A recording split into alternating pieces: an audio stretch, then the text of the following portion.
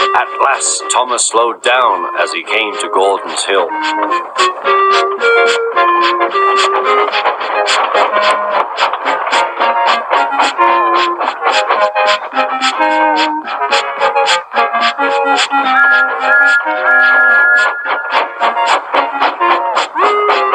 Steady now, steady, warned the driver as they reached the top. He began to put on the brakes. We're stopping, called Thomas.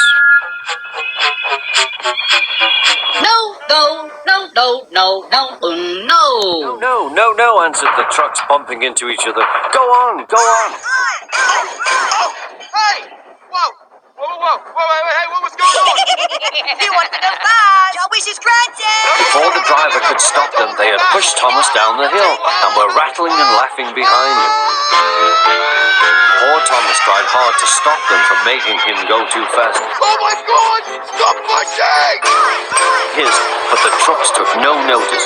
Go on, they giggled in their silly way.